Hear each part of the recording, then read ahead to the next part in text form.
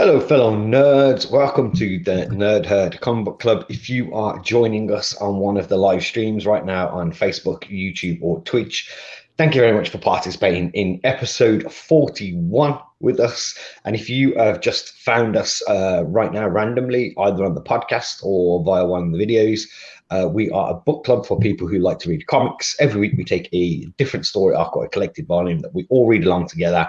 And then we gather weekly via these live streams to discuss what we've been reading, share our thoughts and views, and give it a cheeky review score at the end. That is what we do. Okay, let's remind folks what we are reading this week. This week we have been reading, as part of our follow-up or sequel month, whatever people are calling it, we are reading this. We are reading The City of Owls, which was published by DC in 2012. This is, of course, the follow-up to The Court of Owls from New 52 Batman. So, of course, it was written by Scott Snyder and the art was by Greg Capullo. And I think you can find this in issues 8 to 12, plus the first annual of that series as well. There you go. That is what we're reading. Boom. Oh, Phil's turned into a Talon. All right, as always, folks, I am joined by my own rogues gallery, as I am every week, and they are in no particular villainous order. Phil from the YouTube channel Phil's Nerdyverse. Howdy ho. We have Shane from the YouTube channel Dawn of Comics. Hoi hoi. And we have Scott from the YouTube channel Scott's Shelf. Shemai, everyone, how you doing? Dean, I like how you say in not any particular order, but then you do it in the same order as you do every week. Well, what I said was not in any particularly villainous order, so that's not in the most evil ranking order. So Phil's the most. What would be your most evil ranking order, Dean? Oh, I refuse to say. Yeah, probably Scott. He's like the quiet, dangerous one. Yeah, I think. It's the menacingly humble voice. That's what it is. Are we looking forward to revisiting Batman New 52? Yes. Yes, sir. Definitely. Awesome. Let's find out who's joining us then. Let's see who we got in here for today's episode. We have Firehawk saying hello. Howdy to you, mate. Hope you are good. We also have a laggy chat button. That's going to be useful. We have SCC saying, I'll sit and wait. I think he was here early. Howdy to you, mate. Hope you're good. Just scrolling on down here. Bear with me. I've got a bit of lag here. Fuzzy Dunlop. Evening, all ladies and gentlemen, says Fuzzy Dunlop. I do miss that tennis ball, Fuzzy. I do miss that. Bring it back. This month in movies, saying evening, folks. Who else do we have in here as well? I'm scrolling on down. We've got Highland G here as well, saying, hey, everyone, I'm early for once. Howdy to you, mate. Hope you're good. We've got Liam, the Funky Gibbons. Heidi ho, says Liam. And we also have Caroline and Adam joining us as well. And I want to correct a wrong. I want to right a wrong here as well. A belated birthday to Coral. She kept it a secret, but it was her birthday a couple of weeks ago. So happy belated birthday. That's not your fault then, Dean, is it? Happy birthday, though. We also have, I can see we've got Jack Talks Comics in here as well, saying, hey, everyone. Howdy to you, Jack. Hope you're well. And we've got Alad Likes Comics doing a wave hand. Wave hand to you as well, mate. We've got, there she is, Beth saying hello. And I think, have I got everybody? I think I have. Scott? Yes. Yes. Nice. All right, then, folks, that's it. You know what we're reading. You know who we are. You know who's joining us. So let's get this thing started. As always, we need a synopsis by the person that chose a book. And this week, it is none other than Batphil. Well, everyone should have always guessed, because I only picked the best books. So. Said that with a straight face. Maximum carnage. Exactly. Only the best books. Anyway, moving on. So this is continuing on from volume 1 to the Court of Owls. So we've seen the Court of Owls introduced, and they seem to get the better of Batman. So this is now the case where Batman is still recovering from being held captive, recovered from his wounds, and the court have released all the Talons into Gotham, with a hit list of influential and powerful people within Gotham with the aim to take the city. So this springs Batman into action, fights the Court of Owls, fights the Talons, blah, blah, blah.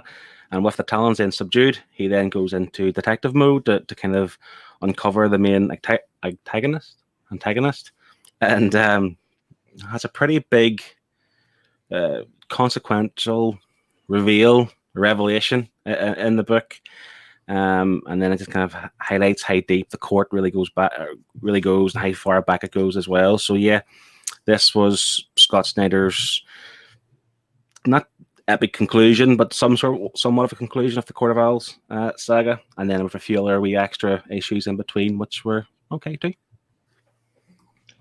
There we go, Nerdy. Good synopsis, mate. Yep. As Phil says, I think this one sort of wraps up the Night of Owl saga, doesn't it? Kind of, give or take a few threads here and there that kind of like hang on. Yeah. Okay, let's just have a look at the chat before we get started. I think some people are dropping in on who's the most evil. That beard's definitely evil. We've all got No, it's not a beard, Scott. No, me and Shane got really good beards. It will be when puberty kicks in. Liam says Scott is the least villainous here. And Liam says it's definitely between Dean and Shane for top villain. I'm just irrelevant. I don't even hit in the radar. I'm not even included at all. You're just I'm in the not middle. evil. I'm least. These two are one of the tops, and you're just in the middle somewhere. All right, enough nonsense. Let's get to it. Let's get started. Batman, New 52, City of Owls. Who went first last time? I think you didn't you, Scott? Yeah, I don't know. You did. I don't Phil Jones books. Let's go with Shane. Shane, you want to start us off? With the art, as always, can't go wrong with Greg Capullo's art. I really enjoyed it up until the part where the Hellbat came out of the armory and the art shifted into this nightmarish, terrifying, ugly art style. I don't know who drew that. I don't know why that changed mid-issue. That was really weird. But before that, absolutely loving it. And then after it again, the annuals drawn beautifully. The Jarvis Pennyworth issue was phenomenally drawn, and then the Harper Row issue was really good as well. It was just that after he leaves the armory in the Hellbat, the shift is just so extreme. It's really off-putting. I had to go back. I went back a page and I went forward again. I was like, this is one issue. I thought it was the start of a new issue, and I stopped, and then I was like, "Wait, let me just check." And then I skipped a few pages, and went, "Okay, there's the end." But it was just as if he just sneezed for like 7 pages. I do agree with you though, Shane. I think the issue about Alfred's dad, that was absolutely gorgeous. The way that was drawn, all the fire and stuff was just great. Yeah. Absolutely. I've got on my notes, it actually says Jarvis Pennyworth issue was perfection. Yeah, I totally agree. Oh, I'm glad you guys agree, because I did notice the shifting of art myself, and I did think, would people kind of like the main Batman part, or what people would think of that Jarvis issue, because it is very different visually. I don't mind, the art shifting between issues, but when the art shifts in between one issue, yeah, I've got an issue with that. Yeah. It's so jarring. It just happened out of nowhere. It was this beautiful splash panel of him bursting out of the armory, and then you turn the page expecting to see that art with him fighting the Talons, and it's just like, what, did you use your feet? What happened here? I know. It looked like he drew RoboCop with crayons. Yes. But I'll be honest, I did like the Hellbat suit though. I got to be honest. When you open the door and he's wearing the Hellbat suit, and what does he say? Something like "you can go to hell" or something like that, and he's wearing the Hellbat suit. I thought that was great. Yeah, absolutely brilliant. Let me just catch up on some comments here before we push forward. Highland G saying, "I love all the different Talons throughout the run. I think Strix is my favorite overall." Just scrolling on down as well. Firehawk, I think he's talking about some of the art here as well. He had some bad close-up faces. It says Firehawk. And we've got Carl here who says, I think the issue we're talking about there with the art shift, Carl saying, man, I felt that issue so ugly, very grating. I think she meant Alfred's dad. I could just see. Yeah, she's just said Alfred's dad section. Wow. Okay, so we got a bit of a disparity there. Like, I thought wow. it was nice. I thought because it was of an older era, it looked like an older art style kind of thing, and I thought it just kind of matched where it was supposed to be set and the kind of vibe it was giving off, because it was all just narrated from a letter, wasn't it? Yeah, and it kind of looked like Victorian, if you know what I mean. Like, it's got that Victorian wash to it. Like, it had that vibe. Yeah. Before we move from the comments, let's just say hello to Daryl as well. Join us. Hello, Daryl. Hope you're good, mate. All right, then. Phil, what did you make of the art in this yourself? I'm just trying to find the name of the artist. That the chains. It looks like it could be Raphael Albuquerque, who's pretty notorious as well as a top ranking artist. I'm not 100%, but yeah, wrong turn. Yeah. That's the thing. They are, yes, it did change throughout some of the issues, and obviously the Alfred stuff, I agree, looked fantastic. But the fact that it was inconsistent that way, you didn't really notice it because it was so good. It was just, as the one Shane's saying, in between that one issue where it changed, it was just a drastic change, which we didn't like. If it had been a different artist, that's fine. Just maybe get someone a bit closer to what Capullo does. Yeah, but I think it was just a weird place to change, wasn't it? It just felt like it was like Shane said, he opened the door and then it was just like, damn, everything looked noticeably different, He must have been really behind on his schedule, because like who wouldn't want to draw more of this, off the Thrasher? So who that's what you want. Once you have that, you want to draw more of that. So he must have been so behind on his schedule that they just had to do it. The bit I did like about that section that we didn't like was the bit where you had Alfred calling out to the rest of the Bat family. Oh, yeah. You had it all fanned out. That was nice and that was cool. Yeah, it was just quite jarring going from one, like, you've just seen that new suit, like, in a fantastic one-page panel, and it looked awesome, and then you see it on the next page, and it's just not. That's the thing. It's not bad art. It's just it's so different to what you were reading. I think possibly, like Carl's saying here, when the art changed midway, I wondered if it was still Alfred and had to go back. I think it does do that to you sometimes, don't it? When things look noticeably different, you're like, is this somebody? Is this something else? Like, you do feel like you've missed a beat somewhere. Yeah, it was kind of irritating, but again, for me, didn't really break the art or anything. Didn't really. I still thought it was all good. I won't say hit the depths of bad. Like, I wouldn't describe it as bad. It's just that particular moment. I think it stood out like a sore thumb, didn't it? Clearly, we've all noticed it. You know what I mean? Yeah. All right, let's get to doing the favorite pages that we've picked. Yeah. Let's go. All right, then. Let's get page number 1. Let me move the banner as well, because I know that gets in the way for people. So there we go. Scott, I think this one was yours. Yes, this is mine. So this is when Batman's secret, not so secret, isn't he brother, takes him up onto an airplane, and then Batman manages to get off the airplane, and he's falling down through the sky, and he manages to somehow shoot out this high velocity bat rope to swing him.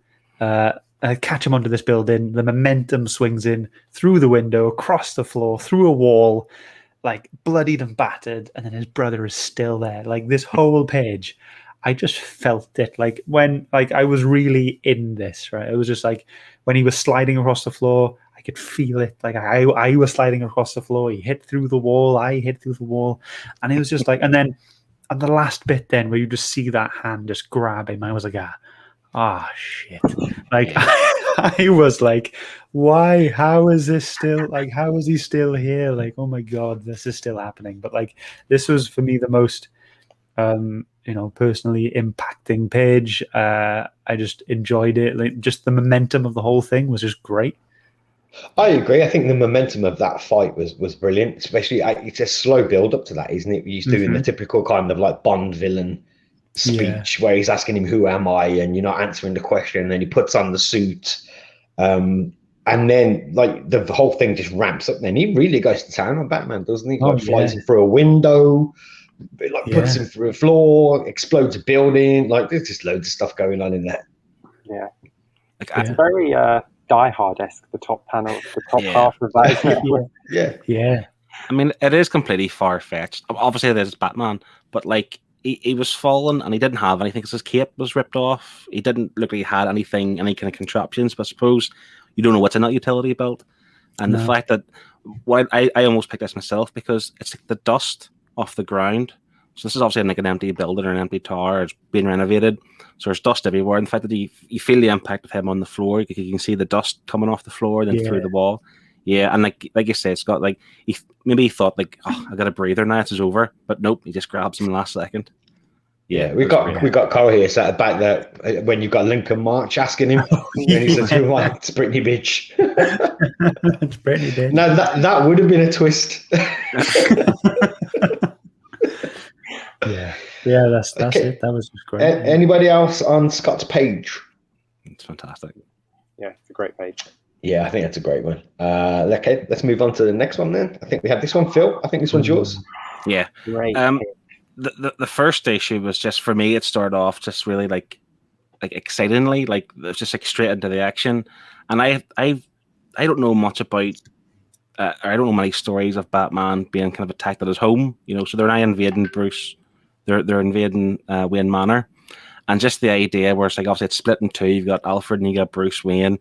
And I just love, like, even the way they use the shadows here and the kind of like the shutters open and stuff, and obviously like the two wee eyes peering through, following Alfred, and just when he thinks he's going down to the Batcave, the door's shutting. Nope, there's the wee sword to hold it open. And I just loved like how creepy this was as well, like the use of the shadows because the lights were cut off, and it was just this kind of sense of like urgency to kind of get to where we need to be to kind of like resolve this issue type thing. This almost kind of looks like it's out of a horror comic, really, doesn't it? Like the kind of visuals that they've used in it. You're not finding that? I think it does.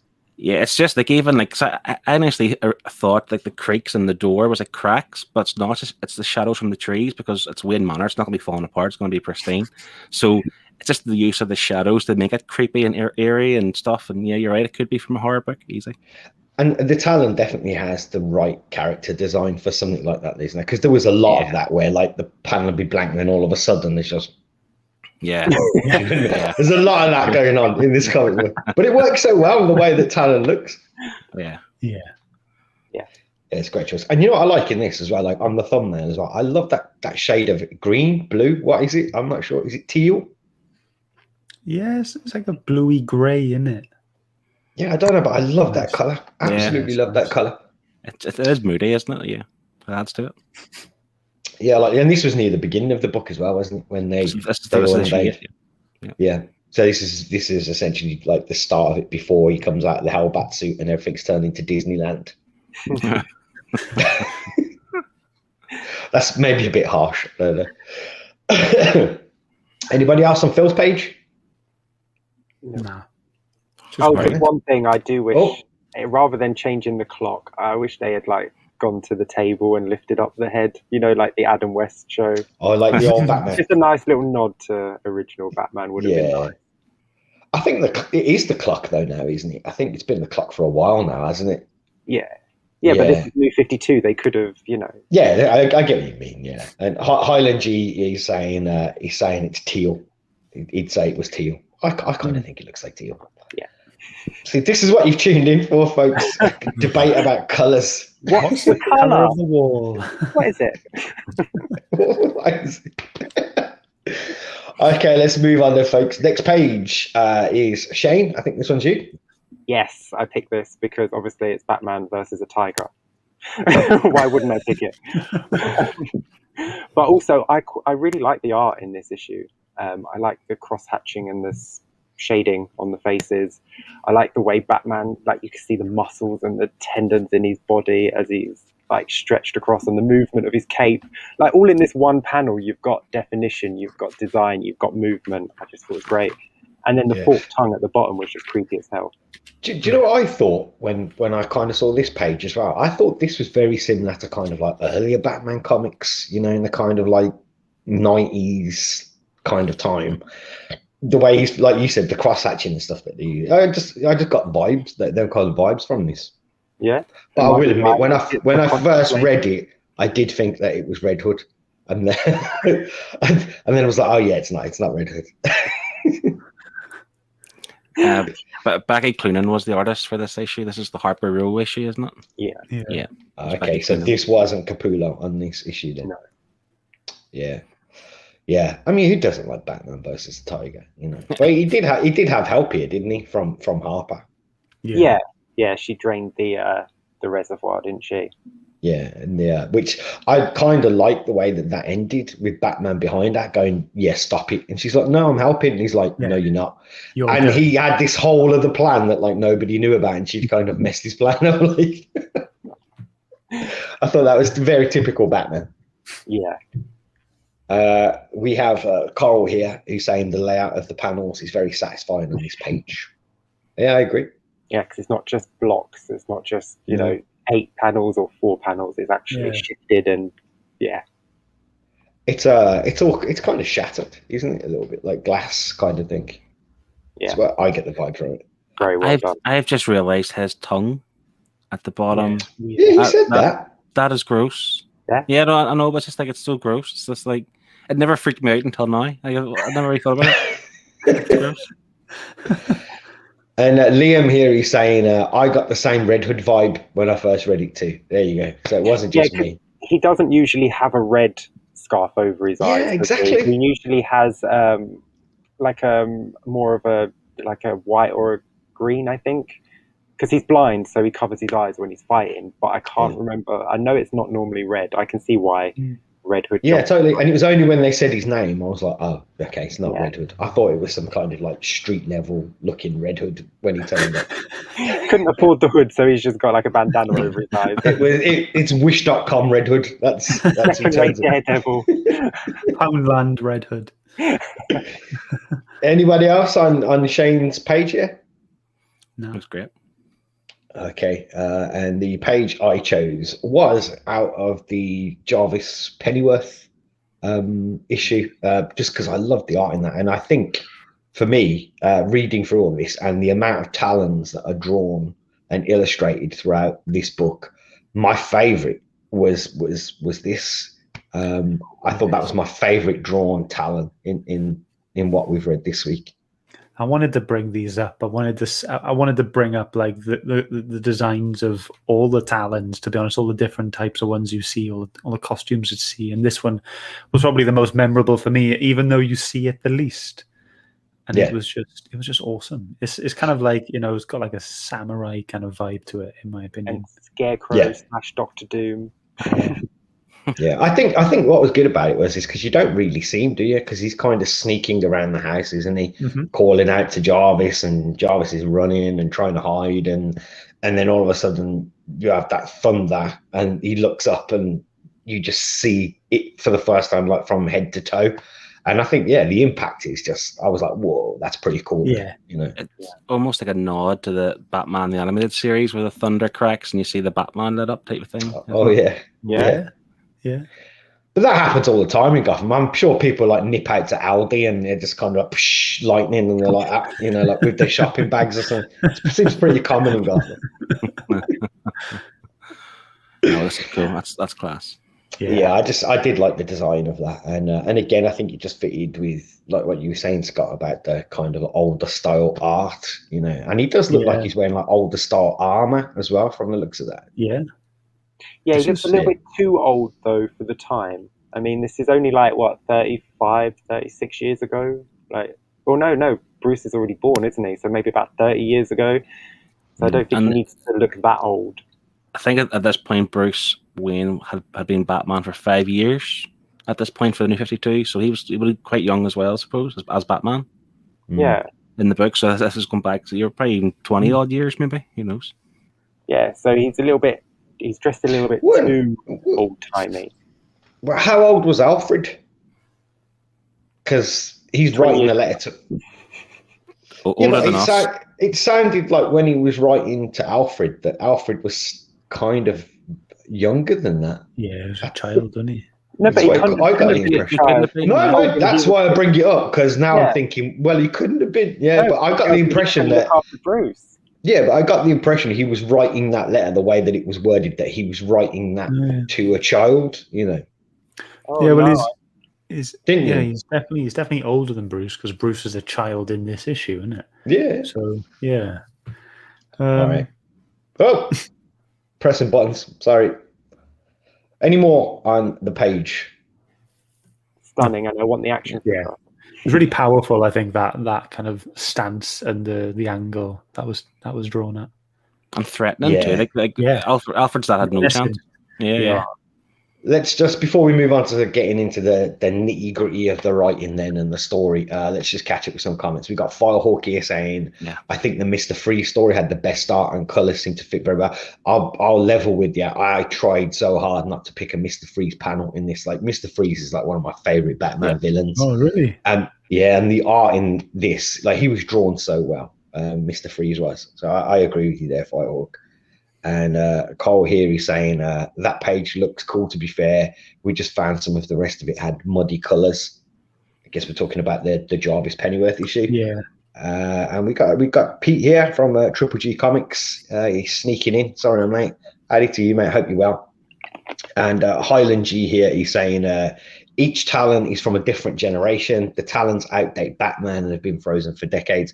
That's a good point. Yeah, we don't know how long that Talon was actually frozen for. Yeah, he could be from way back, couldn't he? Yeah, that's a good point. True.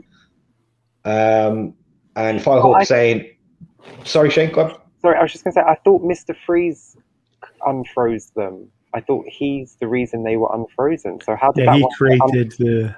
Yeah, so how did that one get unfrozen to go after Jarvis unless he was never killed? So then why would he be in old-timey armor?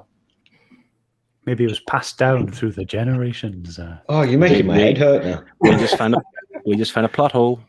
What? Firehawk here is saying Bruce was 3 or 4, so Alfred had to be in his 20s, 30s. Saying Firehawk saying there. Highland G, I like that each of them look different. Same. Talons. Yeah, same here. And we have aggressively relaxing in here as well. And he says, don't start thinking about the timeline in Snyder's run. It's wonderful, but for it to make sense, he had to get 2.5 Robins a year.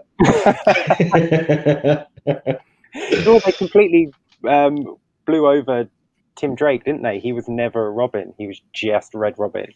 And that was just such a big disservice to him. But yeah, sorry. Yeah. Okay, there we go. That's the artwork. That's what we make of the art. I think generally we was quite impressed. We just didn't like that shift. Yeah. And I think the Jarvis one, I think we got some people yaying and some people naying on it. Let's get into the writing then. Scott, I know on the run up this week you've been kind of really looking forward, because I know you really enjoyed the Court of Owls, and you've even said to me, like, I am turning into a Bat fan. Yes, so I messaged you yesterday because I had nearly finished reading the whole this whole volume, and I was just like, I'm really enjoying this. I think I'm starting to become a Batman fan because of this story, and it was just really cool. I was like, I do love a bit of a crime kind of a crime detective kind of story, and that's all the Batman is essentially, is a detective that can fight really well. And he's really... some would say he's the world's greatest detective. Yeah, he is. Yeah.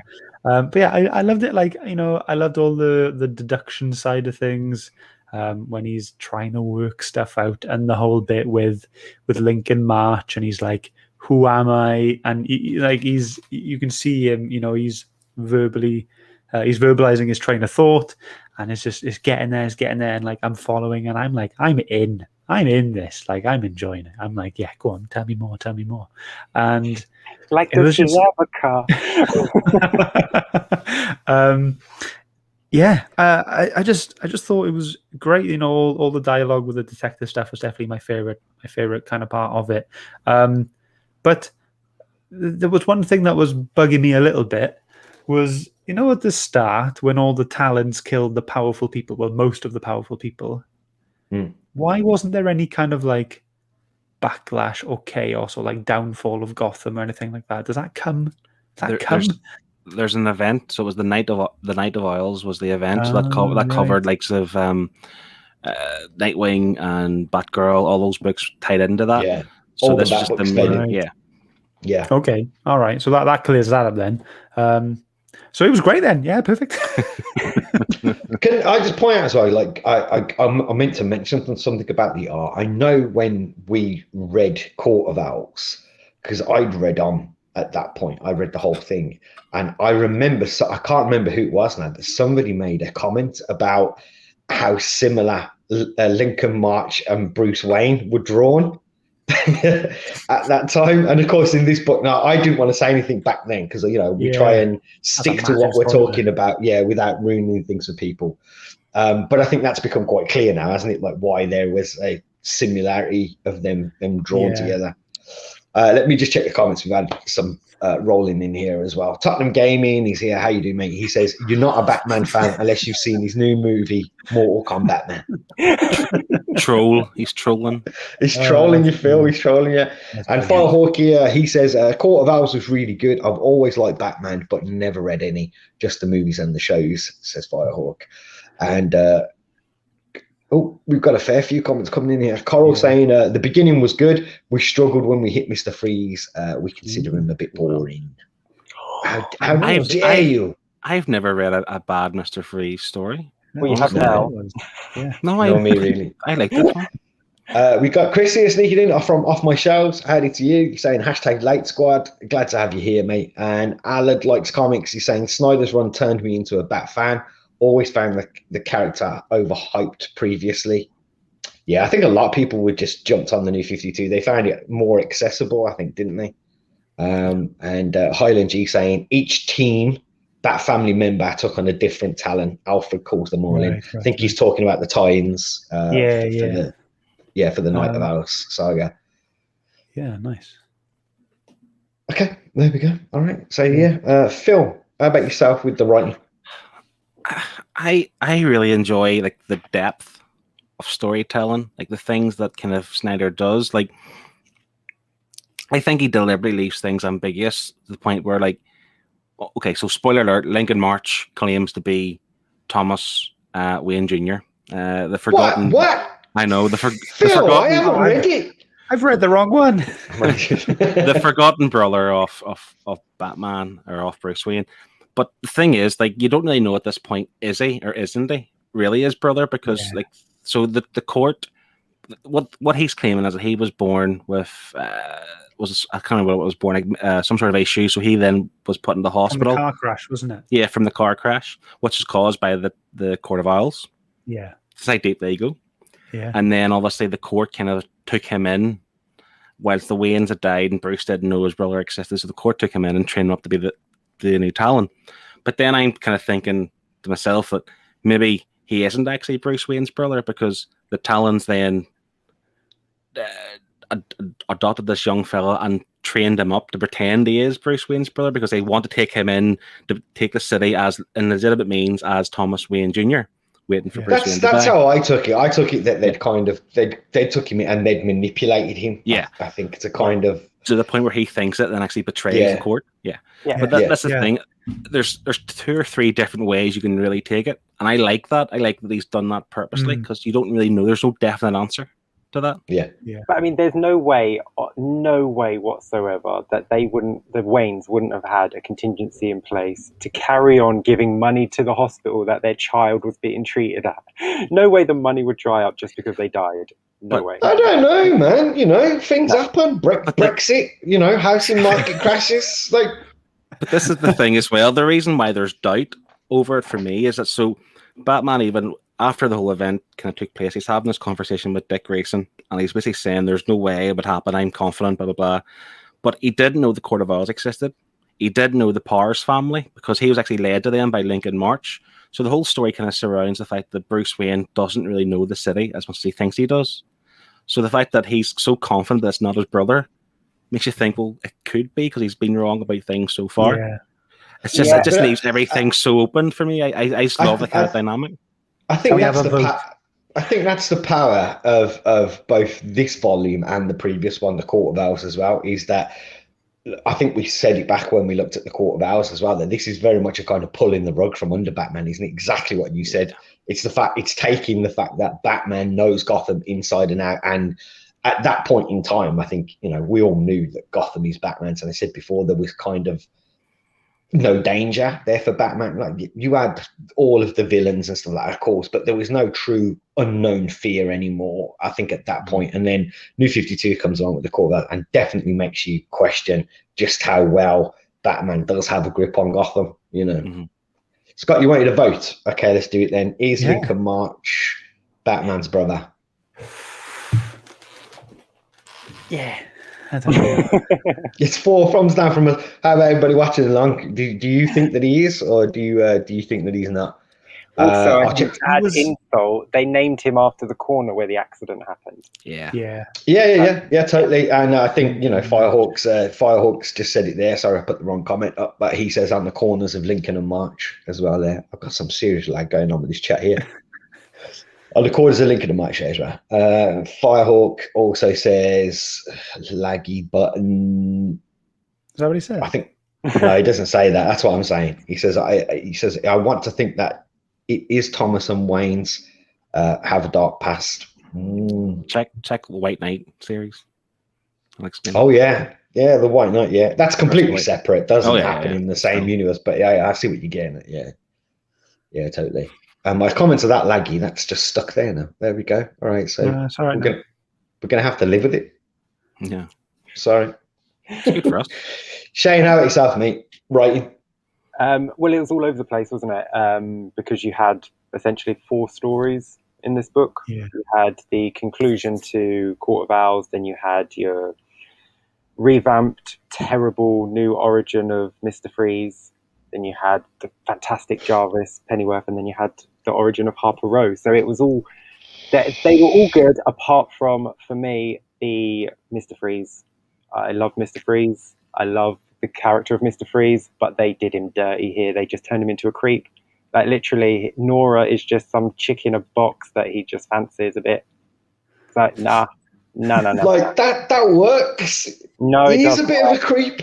No. He's a man in love, and everything he's doing is for the woman he loves, not some popsicle he's obsessed with. But he is doing it out of love. He just doesn't know what love is. No. This is not my hashtag not my Mr. Freeze. No, I see what you're saying, Shane. Yeah, it does kind of like deviate and put a different spin on Mr. Freeze's backstory. But I do agree with Phil. I think he's maybe not love Phil, but maybe it's a much more obsession in this, isn't it? I think they've replaced love with obsession. Yeah, but this way you can't root for him. This way you can't secretly want him to win because he is just a creep. Whereas before, as much as he was doing the wrong thing, it was for the right reason, and you knew it. So you were sneakily kind of hoping he would, get away with the heist so he could save his wife, or get the diamonds to do this and that and the other. But now you're like, well, no, I definitely don't want you to win, because when you wake this poor woman up, she has no idea who you are, and you're just going to go ape shit on this poor girl. So no. I've just got visions of that. What was that that TV show? Was it a League of Gentlemen? And you had the guy, "You're my wife now," like waking up. Plus, he threw his mother into a frozen lake as well, didn't he? Oh, that was kind of to put her out of her misery. But it didn't work, because I don't care about this Mr. Freeze. He's got no redeeming qualities. This is just a bad guy. I think the New 52 is known for kind of ruining quotation marks origin stories, but at the same time, is this a one-off story for Mr. Freeze? I enjoyed it. You're right; it's not the same Mr. Freeze I'd be used to, but I still enjoyed this story. But it's the New 52, so that's what you should expect. Unfortunately. Yeah, I kind of agree. Off my shelves, they're saying "my wife nowadays." Yeah, exactly. He knows what I'm talking about. Let's just catch up on some of the comments here as well, because I think we've had a few coming in about. You're gonna have to rewind back a little bit about the brother thing. Firehawk saying Batman, Bruce said with no DNA there won't be a true answer. Yeah, he did. And I think Firehawk also says, and this is a good point to remember, because even if he is his brother, like Alfred did say, didn't he? He said he's still not your brother, Yeah. So yeah, that's a very good point. And Carl and Adam here, Lincoln seemed to give a really long speech during an explosion. It seemed a bit weird pacing wise. As comic books for you, though, you generally, as explosions happening, someone's giving a massive monologue. Like, you gotta love it. And Highland G said, I think it's just to mess with Bruce. I'm kind of on the same page as you, I think, Highland G. And we also we've got a few to catch up on here. Sorry, I'm a bit behind on chat. Carl says, this was my first experience of Mr. Freeze. Interesting that it's an unusual interpretation. Yeah, I think that's fair. I think if you kind of want to get into Mr. Freeze, probably not the best story to jump into. I kind of agree with Shane on that front of things. And Job Comics says, I agree, Shane. It's people got you back here over at Mr. Freeze. From my perspective, as someone who's never read Mr. Freeze before, I thought that issue was quite cool and dark. Like, with him as a kid, he's all he's happy at the start, and then he's kind of a bit, when he throws his mum into the lake at the end of that as still a kid, and then you can just see how that kind of, it must have affected him in a way, and he's just got this kind of, this affiliation with ice and love and relationships and stuff like that. And I think they connected it all up really well, as in, or even though they kind of messed with the backstory, they did join it up really well with, like you said, the ice, the love, his mom. They did kind of join the dots where they need to, but Shane is right. It's not the Mr. Freeze I think most people would know, like the backstory, because essentially Mr. Freeze is a bit of a love story, really. It's like a love story gone wrong, isn't it, with Nora? Right. And of course, you're not. When you see him, he doesn't want to commit the crimes he's doing. Like every time he talks to Batman, he doesn't want to do it. He has to save her. Yeah, and you're not going to get that with Obsession. And we have World Comics Review joining us as well. Howdy to you, mate. How are you? Thanks for joining. It says finally call another one of the lives. Nice to have you, mate. And we've got Sean here as well. We've got Sean the noob. Join us saying, evening peeps, hope you're all well. We'll catch the rewind when I'm not working. 7.5 from him. Gets his score in early while he's having a break at work. Yeah, they know. Nice one. He's got the glasses are on. Appreciate that, Sean. Thanks very much, mate. And Firehawk saying, you say, no, back to work. And we have Amy joining us as well. Hello, everyone. Sorry I'm late. Thanks for joining us, Amy. Apology not accepted. Oh, dear. And we also have, I'm finally caught up with the comments, so we can move on. Highland G saying, the New 52 as a whole made all characters darker. I think it worked well for certain characters, but not so much for others. It worked best for new readers. Totally agree. That is a 100% accurate statement. It did make things slightly darker, and it did alienate, I think, some readers, and it did bring in a hell of a lot of new readers as well, It got me into books. Right, we're not going to dwell too long on this one, but Firehawk saying, so New 52 was a complete redo of DC. Shane, you're probably best placed to answer this one. They said, well, it was meant to be, but then they kept so much of the history of characters like Batman and Wonder Woman, and it was a mess. Literally, it was a mess. They just renumbered everything back to number one, said some things happened and some things different, didn't get over it. Yeah, it was a bit. Yeah, it happened because of Flashpoint. It was a bit choppy, wasn't it, with Cannon, I think, as well. So I think that's, like Phil said, it's known for messing with backstories and stuff, and as Shane says, for choosing bits that it wants in and bits that it didn't want in. So like I said, skipping over Tim Drake and things like that, there was a lot of that going on, or things like that, like New 52 stuff. Okay, so I think we're all fans of the writing, and Shane, you've got more critique, I think, than most on it. It's more characterization. The writing was fine. That issue was a great issue. But because I know the character before this, just a year before this, I know what the character was being written as. So it was a big tonal change in the character, and it made me go from liking him and rooting for him to just not caring and wanting Batman to punch him. Yeah, I gotta admit, I like the darkness of New 52, though. I do like a bit of darkness in my comic books. And New 52, not in my life, certainly not. I like to read it. I don't like to experience it. So I like what New 52 brought to the table when it came to that, and particularly I think Batman was a character it definitely hit well with, because Batman's dark anyway, isn't he? Let's face it, it's pretty much a home run. The darker you make Batman, the cooler he becomes.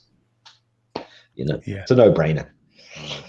And Firehawk is saying, he says, well, I really like these reads, but if Shane says New 52 isn't that good, I won't hunt for more. I think you should, mate. Oh, I yeah, think if you it's enjoyed worth it, reading. definitely. If you're enjoying it, do it. Yeah. Yeah. I'm a pre-New 52 fan. I was reading 20 years before New 52, Yeah. so that was just Old. a massive shift for me. I'm super old. Thank you very much, Old. Scott. Yeah, I think for the older readers, it's just a kind of continuous, like, we DC rebooting, isn't it? Like a consistent. They changed, we adjusted. They changed again, we adjusted, and then they changed again, and we adjusted. So I think for older readers, you've just got that niggle where it's kind of annoying that they keep doing that. But now DC have opened a whole new can of worms, and everything happened. Everything occurred. It's now the Omniverse. Everything occurred. Well, there you go.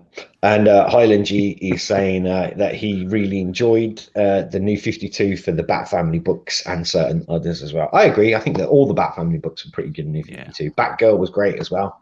Batgirl was Gail Simone, wasn't it? Yes. Catwoman was also superb. And Chris from Off My Shelves is saying New 52 made Wonder Woman 100% cooler, better, and seriously dark.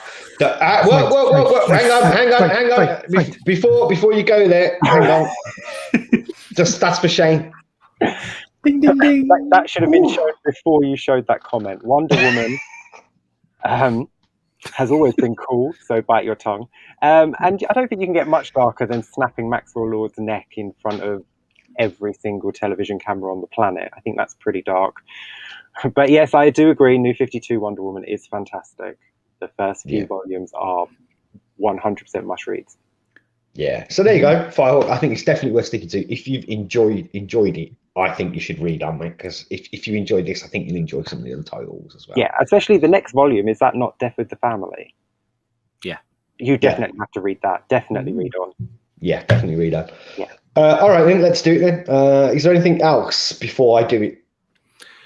Can I just make a note, because I was going to include this now, but it'll be too long. It's just like I really loved the use of like in the Batcave of like his lucky coin, the T-Rex and the Batcave, and even the fact that the chimney had like a wee escape hatch, like the fact that Bruce Wayne also knows his own house. I love the way they included all those little things in there. Like they used everything out of like desperation. That's lovely. Home Alone. Do you know what I didn't like though? The bit where the dinosaur and he's all like activate Fido or whatever it was, come on. I like the T-Rex. Yeah, when he said he has a guard dog, I was expecting Ace to come running out because he's got a bat dog. Where's Bat Dog? Yeah, I thought the Bat Dog was coming as well, or the Bat Hound, whatever you want to call him. Like, but yeah, I know, and then it was just this T-Rex stomping. Look, come on, what are you doing? That was cool. And I also loved as well because I wrote all these things down, so I want to say them. So whenever Bruce was fighting the Talons, and Batman doesn't want to kill or hurt people too badly, but the fact that they can regenerate, like just that one line he used, like, now I can play rough. So he went as rough as he could when he's fighting them. I thought that was so cool. But yeah. Was cool. Yeah, seeing Batman not having to hold back was cool. Well, I'm on my own here. Again, as usual, Firework said he loved the dinosaur, he loved the T-Rex. I'm guessing everyone else there. I'm always on my own with these things. All right, I'm going to do it. Yeah. On and off, glasses on and off. Scott's brought his. Nice. All right then, folks, you know the drill, where we will do the final thoughts and scores. And if you've read along this week, drop your score and your final thought in the chat and we'll get round to it. We'll take an average and we'll see what everybody thinks. And we'll see what all falls on the Nerd Herd leaderboard at the end. Over to you, Phil. All right. Well, no pressure, but all of us scored at a 9 last time. That was the first time we got all the same scores. That was for the volume 1, the Court of Owls. Yeah. I'm basing my score off of that. I'm using that as my kind of benchmark because that says the continuation of it. And I thought it was fantastic. I love the fact that it isn't really answered. Like the saga's kind of over, but there's no real definitive answer yet of what actually is his brother or where is he at the minute type thing. And I think Scott Snyder does that very well. And I do think Lincoln March comes into it much later on down the line as well. Yeah, the writing style is fantastic. The art was fantastic. The thing I didn't like about this book as a volume was the fact that you had the annual and you had the Harper Row story. Even though they were good on their own right, it does kind of break it up. So that I'm debating if that should knock it off because they were all great stories, but again, as a whole, I just didn't like the kind of breakup. Art change, what we mentioned in that issue, I think it was issue 9, when it changed, it was just sudden and just so drastic. Like art style's fine, but when it's so drastic and changes that way, I didn't like that. But I loved the story. I loved the use of, like I said, all the stuff at Wayne Manor and in the Batcave. I love the drama and the excitement and the fighting. I'm still debating on my score. I'm going to knock it down a peg from that. I'm going to go 8.5, but I feel sick saying it. 8.5. 8.5 with a bit of vomit in his mouth from Phil. All right, Shane, over to you. For me, I felt the first 2 issues in this volume should have just been added to the first trade because it runs straight on. So I feel this is not a coherent trade. This is 3 separate stories that have a through line. You know, they mention the Court of Owls in 2 of them. The Jarvis one, yeah, that's very much a flashback, so that goes. But the Harper Row and the Mr. Freeze one, they don't really need to be in this. I really enjoyed the first 2. The writing for the Mr. Freeze one was great, but the characterization, you just completely destroyed that character for me, and now I just don't want to read anything that has him in it. I don't care about him at all. The Jarvis Pennyworth was fantastic. I love stories like that, like a flashback. I really thought Alfred was reading that letter, and on that last page when you see it burning up, you're just like, no. I wanted to see it. Yeah, why couldn't Alfred have found the letter? Just it could have been like in a bookshelf somewhere that was just lost for 30 years. And I loved that they didn't finish his name at the end of that. It was like Penny. That was it. It's just like, no, it was so sad. And then the Harper Row one, they introduced the Harper Row, which was fine. Really heavy-handed with her brother, you know. Yeah, he's gay, so he's constantly getting beat up and picked on. It was a bit much for me. I prefer my things like, if you're going to do stories like that, it needs to be a little bit more subtle, you know, like notes and stuff and just things like that before you go straight to the, you know, the gay bashing. I enjoyed it. I didn't love it as much as the first one. The first one was a nice trade, coherent story. So for me, I do have to knock it down for the fact that it is 3 separate stories. So I'm going to give it a 7 out of 10. Okay, it's a 7 from Shane there, with no vomit in his mouth. And Scott. So, yeah, volume 1 was fantastic, like awesome, right? And it had this really nice, smooth flow all the way through it. Volume 2 didn't. It had this kind of, you know, disjointed, lumpy, bumpy, you know, a bit of a story here, lumpy, bumpy, a bit of a story here, a bit of a story there. And, you know, so it didn't flow as much. And I think someone said it before, it was felt a bit disjointed. I loved the brother twist. I was literally like, what? Like when that happened, and I loved that. And but yeah, but this wasn't as thrilling as volume 1. I think volume 2 was a lot more detective, but volume 1 was a lot more psychological and in your head. And I love that. I love that about volume 1, but there wasn't that much of this in volume 2. But you know, you guys are saying stuff about Freeze, and you know, that hasn't bothered me because I don't know what Freeze was like before this. So I'm gonna go in between Phil and Shane, and it's gonna be an 8 from me. It's an 8 from Scott. Is that with vomit in the mouth or without vomit in the mouth? No, nothing. No, Saliva, no vomit in the maybe, mouth. if you want. I don't know. Okay, bit of saliva. All right, bit of heartburn. It's an 8 with a bit of heartburn. All right. I have no idea what that means.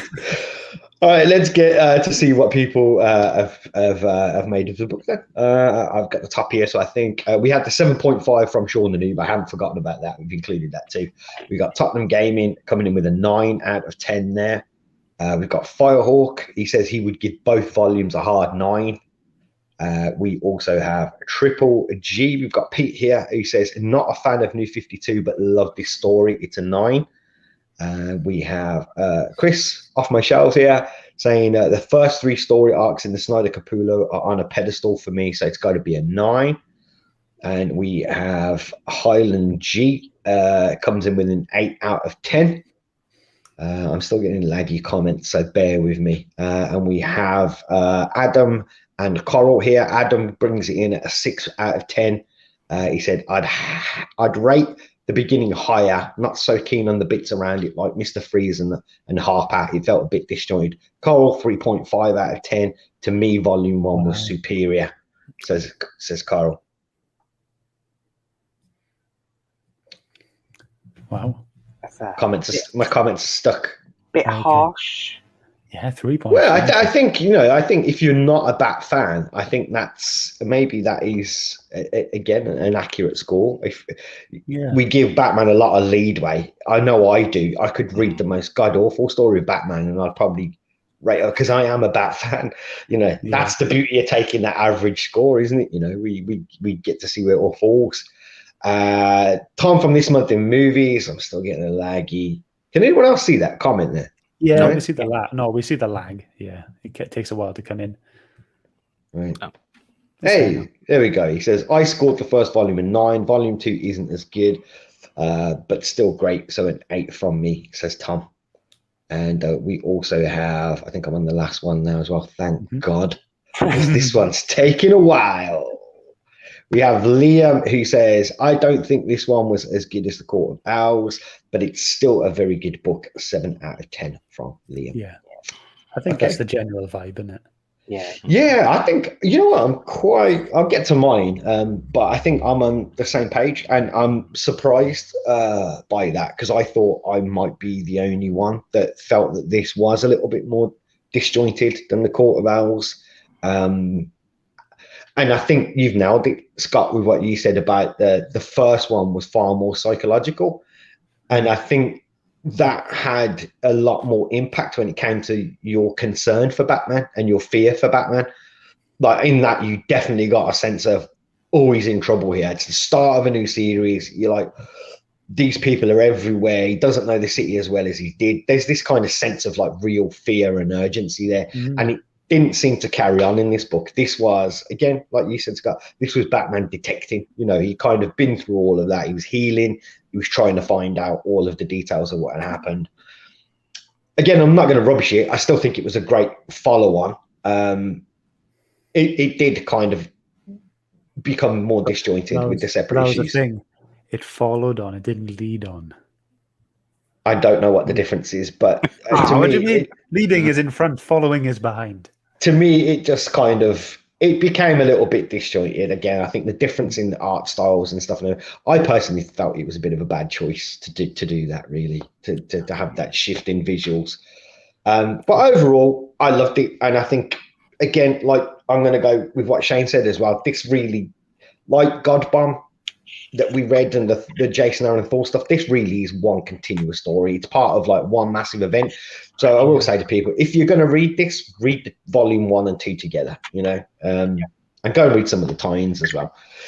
So for me, on all of that, like, I gave, as Phil said, we all gave it a 9 last time. I'm going to knock it down a little bit. I'm going to do the same as Phil. I'm going to go 8.5 because it just lacked the urgency for me. I mean, like, Court of Owls was edge of your seat stuff for me. This one kind of still was, but it just lost that urgency. That's probably the best way I can kind of articulate it. I think it's because of the Freeze issue and the Jarvis Pennyworth. There's kind of breaking up. It just brought it to a grinding halt as well. Like, the story's traveling along, and then that. No, I don't think it was so much pacing wise. You're probably right, but I think it was just the scenario for me. Like, in Court of Owls, Batman is literally backed into a corner. He has nowhere to go. He's in an unfamiliar place that he didn't know. And he's being hounded by people he doesn't know or didn't know existed. Like, everything is very unfamiliar to Batman, which is, we don't usually see Batman in that scenario.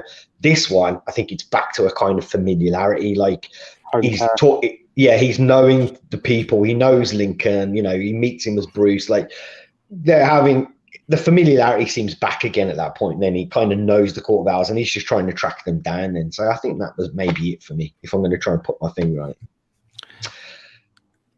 Sorry, Phil, before you say anything, Chris is just pointing out here for people a useful bit of information. He says the deluxe version is out soon, collecting all the issues in one nice package. Ooh, does that include the tie-ins then? I don't know. That would be a nice start if it does. Drop us a message, mate, or in the comments then. Let us know if that includes all the time. See, this is the point I was going to make. So the Court of Owl saga, if you want to call it that, from issue 1 through to issue, 10? It ended, or like actually the story had ended. or 12, whatever. Omitting the Mr. Freeze stuff and the Harper Row issue, that's a fantastic story. I think that story needs to be a movie, to be honest, like from start to finish. I thought it was fantastic. So if we were rating that, I would give it a 9 easy all day long, minimum. But obviously, because we're split into 2 volumes, and the second volume does include the Mr. Freeze and the Harper Row story, it does bring it down a peg. But the whole thing at all, don't be confused. We're not marking down like the Court of Owls stuff. I think we all love it. It's just that in this particular volume, it's just scored lower than the last one because it has those kind of additional stories which don't really need to be there. I think that's across the board, though, mate. I think it seems like everyone has that kind of that general opinion. Let's find out then. Let's see where. Let's stop waffling and find out where it all falls. So everyone that read along gave it a 7.6. Was nice. The average, and we're not too far away. We've given it a dead on 8 for us. Great. Okay. So let's see where that falls on the Nerd Herd leaderboard right here. Let's call it up. Again, we can wait for the lag. Yeah, Is Max McCarnage better than this? Don't be silly. No. Wow, this is. We now have 4. We have 4 books now at 8th position. Yeah, so this falls in at 8th position there, folks. So that ties in with Gods and Mortals, Saga Volume 1, Deadly Class Volume 1. And that's where it falls. Joint number 8. I think 1 point less than the first volume is really fair. It is going to be less than the first one, but it's not too far off. I think that's fair score. Yeah. Yeah, I think it's. I'm quite surprised. I thought I'd be the only one that we kind of thought this was a bit of a lesser story arc. Yeah. But no, I think it's the general consensus really that the first one hit it out the park. Second one was a bit slower. Yeah. It's still in our top 10, so. I'm not going to call the comments up because I'm getting laggy, but Chris says, no, they don't include the Talons in that deluxe issue that's coming out. He says they'll still be separate. I don't want it. And Triple G says, wow, that's a lower score than he expected as well. Oh, okay. All right, so that's where it all falls then, folks. So it just leaves me to tell you what we are reading next week. Next week, we conclude our follow-up sequels month with... Oh, that's quick. We conclude sequels or follow-up this cycle of reading with I Hate Fairyland Volume 2. This was obviously Scotty Young's baby. We read Volume 1 a while ago, so we're going to catch up and read Volume 2 in there. If you want to know what issues that is, check the description of the video and you'll see the issues that make up Volume 2. So that's we're ending our sequels follow-up on that. I can't wait. Yeah. Nice. Yeah, and don't forget, folks, as well, during that episode 42, it will be your turn to pick what we're reading the following week as well. So come along, make your suggestions, join in, and again, we'll have a little giveaway and stuff. And of course, you'll get an invitation to come and join us as well. So that's next week. There we go. Right then, do you folks want to tell people what you got going on this week? Nothing. Nothing from Phil? Nothing Shane? from me. We'll be filming the quiz on Saturday. Will we not, gentlemen? Yes. So I've brought back an old round. I've reworked it a little bit. So it's going from a buzz-in round to a board round. You know what it is. I've brought back a fan favourite and I've brought back a contestant favourite round. So and there's a new round thrown in as well for good measure. So Ooh. Should be a good night. Looking forward to Do you know when that's going to go live for people to watch you?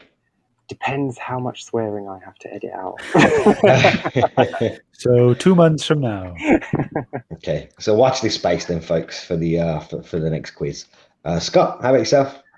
I think I'll do a whole video next week.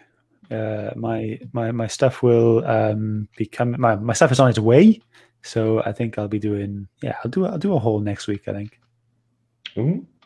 Is this for comics or is this for just generally? Yeah, just for comics. Yeah, my top list and stuff. Yeah. No, I didn't mean that. Like sometimes Scott gets like Flash stuff as well, don't you? Like Pops. You've got Funkos Pops and stuff as well. Yeah, no, just books. Yeah. Awesome. Okay, there you go. That's what folks have got going on. So yeah, There you go. And we will see you next week for I Hate Fairyland Volume 2. Your turn to pick what we're reading. On that note, what is it we're supposed to do, folks? Phil, did you bring yours? Hold on. I've got it here. I'll share. Oh, I got it. I got mine first. Get your waves out, folks.